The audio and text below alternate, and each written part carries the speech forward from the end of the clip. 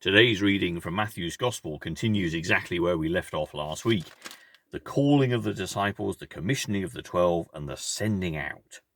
And this section entitled Rewards, also echoed in Mark's Gospel. Whoever welcomes you, Jesus tells his disciples, welcomes me. And whoever welcomes me, welcomes the one who sent me. Whoever welcomes God's messenger, because he is God's messenger, will share in his reward. And whoever welcomes a good man because he is good will share in his reward. You can be sure that whoever gives even a drink of cold water to one of the least of these my followers, because he is my follower, will certainly receive a reward. And that's the end of that discourse before we get into chapter 11 and the disciples leave Jesus to go and fulfill their mission. All about receiving rewards. And it's interesting in terms of the particular distinction here about those who help the disciples fulfill the mission that Jesus has just given them. We're all familiar with the idea of doing things to get a reward. Many of us will belong to loyalty schemes from various stores. The idea being the more you pay, the more products you buy, the more money off you get to buy even more products. And this is the idea of rewards, or we have the idea perhaps of being given some money if we found something of value to somebody else. You get a reward for bringing something back, and bringing something of value back to somebody that they place a monetary value on. But here, in terms of rewards, we're talking about something different, aren't we? We all know the experience and the feeling of doing something nice for a complete stranger, and for that being a good thing in and of itself. Certainly as Christians, we understand that we are brothers and sisters to all people everywhere. So everyone has a demand upon our time. Everyone is deserving of our respect and our help and our acts of kindness. So there's that kind of giving, not seeking a reward, but giving because it's the right thing to do. And you may get a sense of warmth from doing so.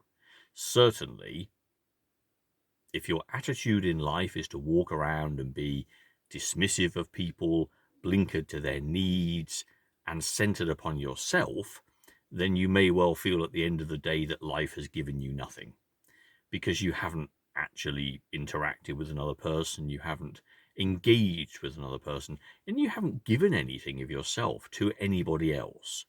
And so that can lead to a very unfulfilling life.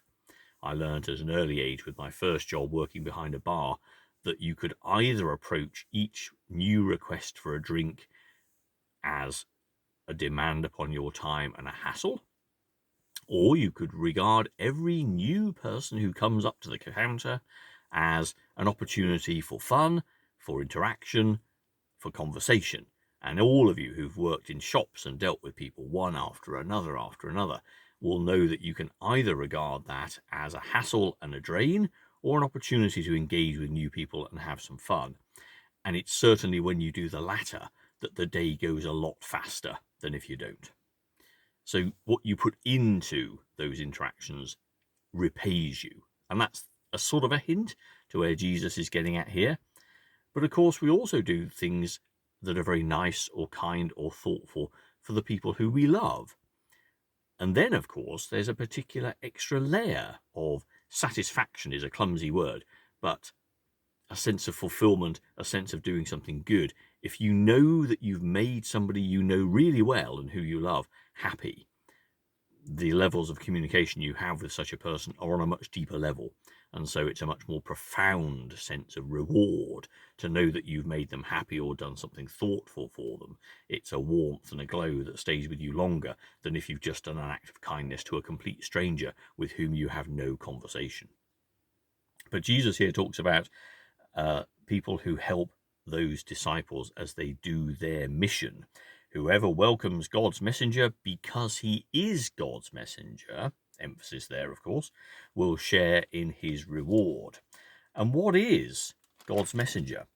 Jesus had said to the disciples that their task was to go and preach, the kingdom of heaven is near, to heal the sick, bring the dead back to life, heal those who suffer from dreaded skin diseases, and drive out demons. Go and preach the kingdom of heaven is near, and bring healing and wholeness.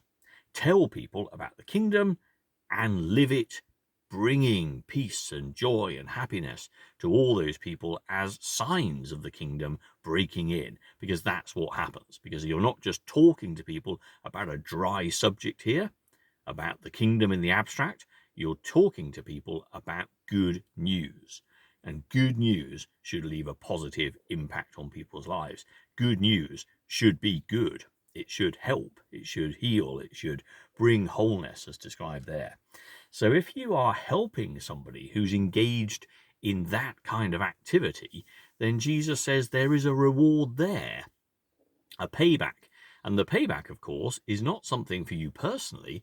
It is that you have facilitated another human being, another disciple of Jesus, to do more good works. Because in all the examples of rewards we've talked about so far, it's been very much one-on-one, me and the person I'm interacting with, whether that's a stranger or someone I love. It's a one-on-one thing. And for sure, both of us feel warm and fuzzy and aglow, and will probably treat the next people we interact with more love and grace and care, because we ourselves have received. A bit like what Jesus told the disciples, isn't it? Freely you have received, freely give. But here we're talking about oiling the wheels of a machine that can do so much more. If we're telling people about the kingdom of heaven, if we're bringing healing and wholeness through our listening, through our embraces, through our care, through our kindness, through our love, then the impact is so much more than a warm feeling, so much more than a fuzzy glow which informs the rest of their day. We are talking here about empowering people to understand how much they are loved by the God who made all things.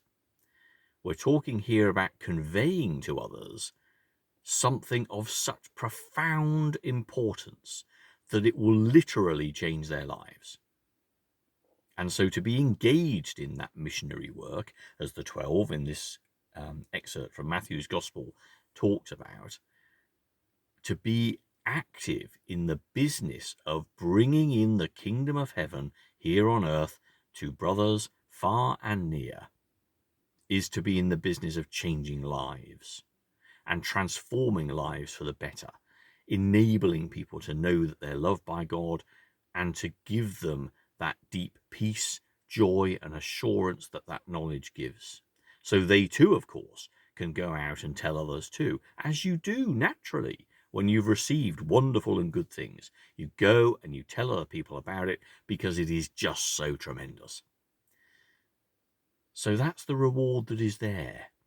And if you're interested in treating all people everywhere with respect, with love, with kindness and acceptance, then it's going to delight you to see other people doing the same thing. It's going to bring a really happy satisfaction to know that they are doing their business just like you're doing yours, and that between you, you are helping people come into life in all its fullness. There can be no better thing than that. So, of course, there is a reward there, but it has nothing, of course, to do with our initial example of loyalty points and building up benefits for the future. The reward is to know that one is taking part in life's greatest adventure, to discover again who we are, who made us, why we are here, and where we fit into the world. And as Jesus told his disciples, it is simply to love one another. It is to be accepting of all, kind to all, loving to all. Not just because we're nice people who do acts of random kindness to other people, including complete strangers, but because we all know we are loved by God and that everybody matters and everyone is important.